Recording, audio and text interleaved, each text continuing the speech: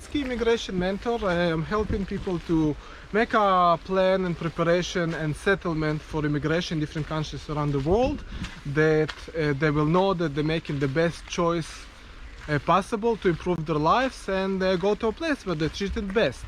And this is Luba, my partner, who joined me in different places around the world as well, and also enjoying and doing immigration. So today just want to talk about some updates. So as you can see, we're back in New Zealand, and I want to say that the break was for us was really essential. Like, we not really regret that we went for several months overseas, and just shortly, briefly, we'll just this video update what we done and why we're here, and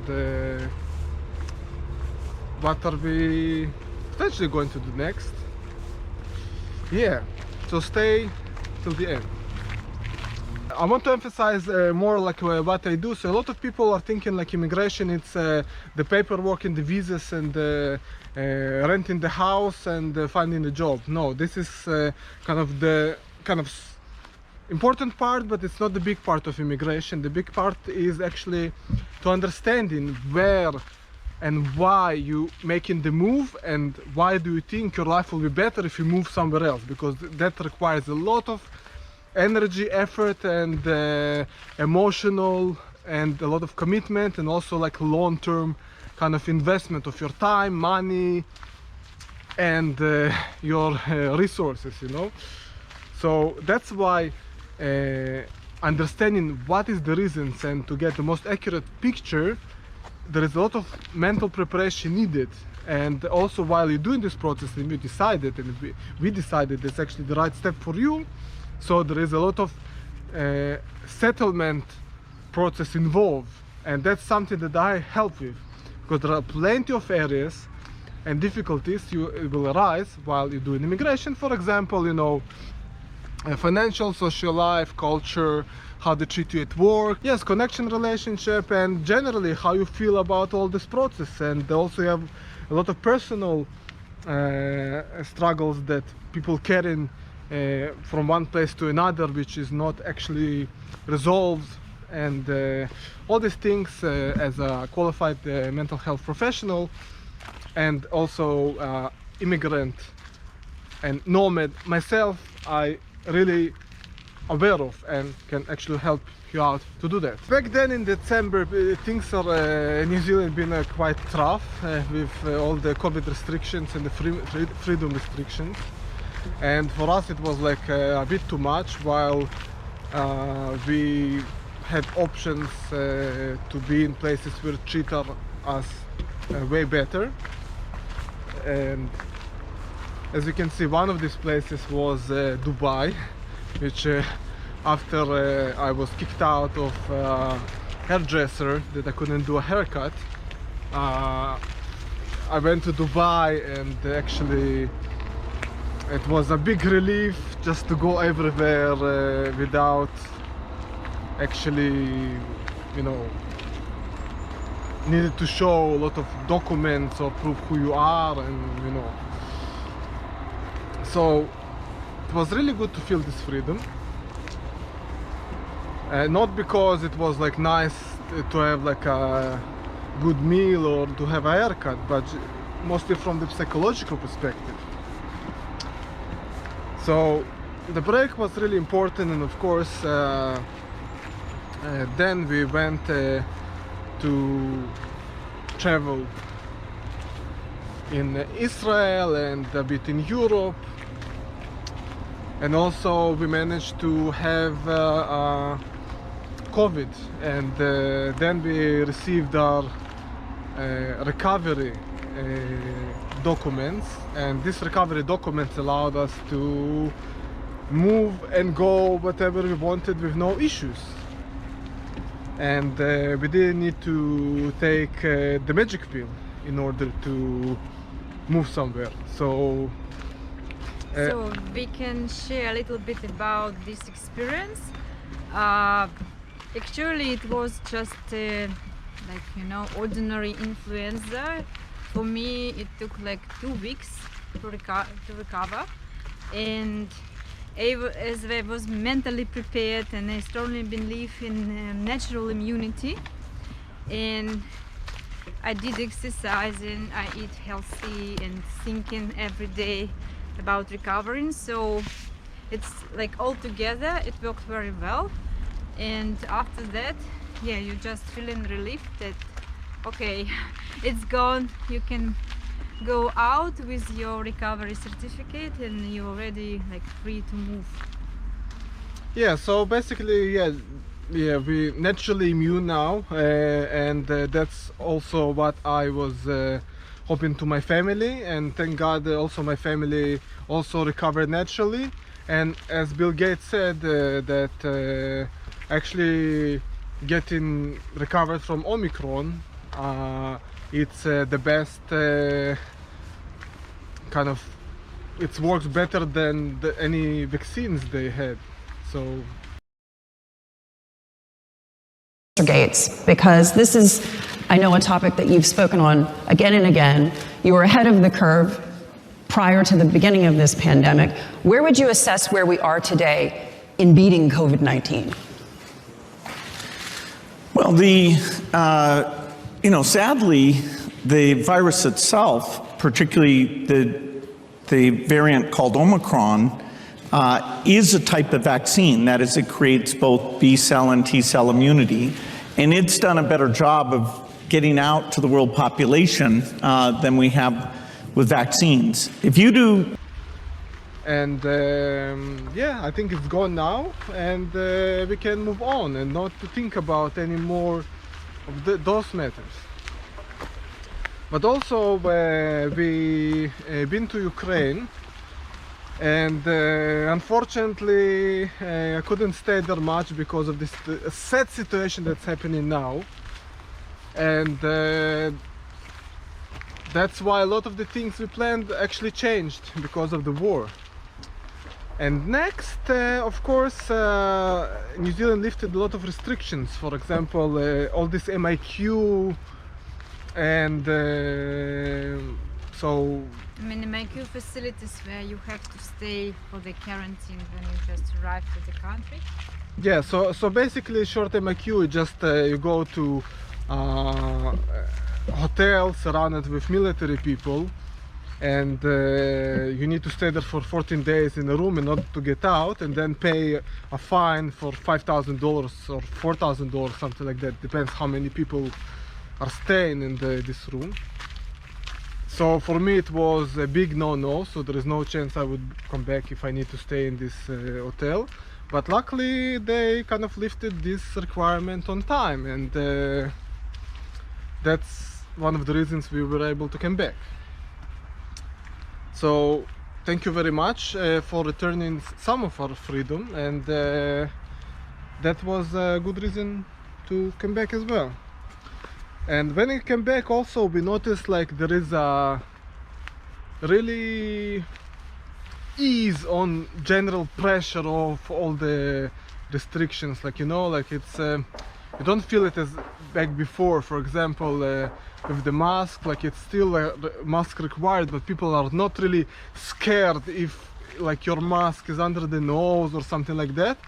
Or you go without mask. Or you go without mask. People are kind of fine with that. Even they kind of wear, so a lot of people wearing masks, but it's like the pressure is really easy. I can feel it. While before that, it was like every kind of shop you need to go, you kind of need to think twice if people or owners will call the police, or you will have, or will chase you, or will get in some kind of trouble just because you're not wearing a mask. And again, like not everyone can wear a mask because of like different reasons. And now I think it's widespread and more acceptable than it was before. So that's actually quite good. And what about services? What services? Are you planning to go to the hairdresser now? Ah, yeah, and I still haven't. I didn't go to the hairdresser yet because I did it overseas. but yeah, I still kind of don't feel it's a good idea to go to hairdresser over here, but soon probably I need to face it again and see if the hairdresser will be fine again. But yeah, the vaccine passports are gone at the moment, so you don't need to show any proof of identity right now in order to get. In the beginning of April, I guess, right? They cancelled in the beginning of Yeah, they canceled it about a month ago or a few weeks ago.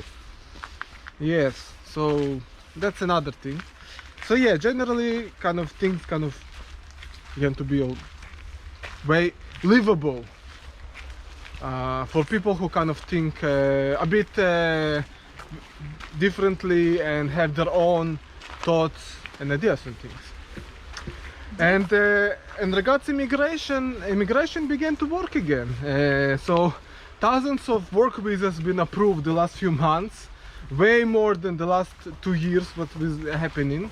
Also the residence visas began to be approved very efficiently and quickly, especially the resident 2021 visas. And yeah, so things slowly beginning to get back to normal and get way better than it was before. So that's where we are. So, and generally in New Zealand regards employment, I see a lot of like study options for trades and like free courses and degrees that you can do. Of course, if you're New Zealand resident or citizen, and if you want kind of change profession, also there is a lot of fruit picking jobs, because still there are not enough travelers over here. Just began slowly opening the borders, and only some working holiday visas can come in, and still there is not a lot of travelers that you can actually see here, or students. But hopefully in October, when borders will be open for everyone, we'll see how many people will begin to come in. Yes, so this some of the updates. It's beneficial from the economical perspective, because during the COVID, like during all these 2.5 years, it was hard for economy. I mean, we can see that prices just rocketed, especially for the gas and some groceries. So yeah, hopefully it will be better, because New Zealand needs migrants and offer a lot of opportunities to work. So yeah, hopefully in October the situation will change significantly for the migrants, as the borders will be open. Yeah, I also want to mention that like from my understanding of New Zealand policy, they want to train locals to work in local market and participate in the workforce. And also one of the things that changed just before even we left, that there is a accredited employer work visa. They changed the 6 other visas, so there will be a work that the employer and the immigrant need to do in order to get work visa. But as you can see, actually a lot of approval being received, so looks like this process kind of works well. And the main difficulty was coming here actually was the COVID restrictions. So now when this kind of challenge will be removed completely, it will be way easier to come here and search for opportunities. Even though, yes, keeping in mind that locals are more encouraged to be employed here and to move to less reliance on immigrants, but still immigrants are needed, especially in some professions. which of course changing all the time. Another thing to update is that interest rates for mortgages at the moment going really up. So that means if about a year ago you can take a mortgage and pay like 2.5%, take a mortgage for 1 year fixed term. Now it's going towards 5 and even more, 5%, because the OCR are going up and inflation is about 6.9 annual inflation as the rest of the world, so of course things became more expensive. Fuel prices is about closer to $3 in Auckland. So yeah, things became more expensive. Regards food, I can't say the food got way more expensive than it was before, especially for us. We are eating plant-based food. I think food prices kind of stayed the same. Also, I want to mention that it depends on location. So when we lived in the South Island, the food for us was very expensive because of probably transportation or other reasons. But in Auckland, actually, where we at the moment, food prices, I can't say it changed much. So, but everybody would hear and say, oh, the food prices and everything got more expensive. Well, I can't say it went significantly higher, but also because probably it's not winter yet. In winter, food prices for us as plant-based eaters, we will see the difference because it will be harder to grow certain foods and get certain foods in winter. What is going on with rentals? Any updates?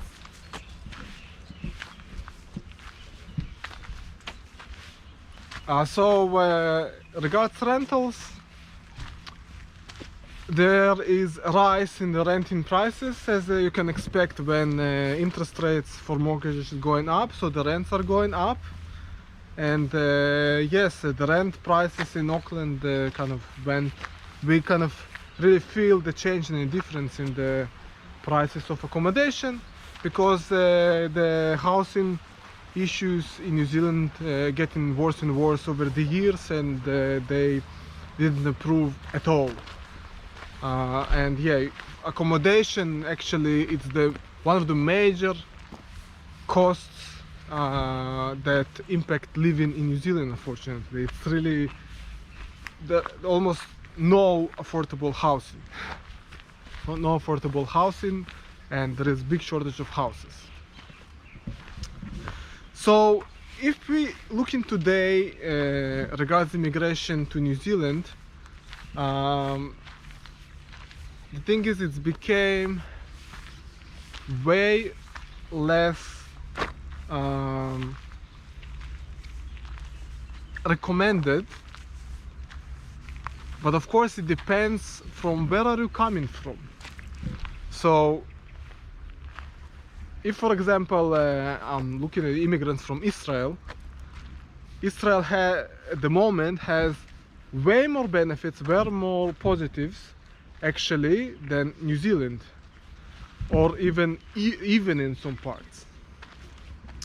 So in order to do immigration, of course it will take a lot of effort and money and psychological kind of impact on the family or the individual, and a lot of the times you need to have really good reason why you want to change your life and immigrate somewhere else.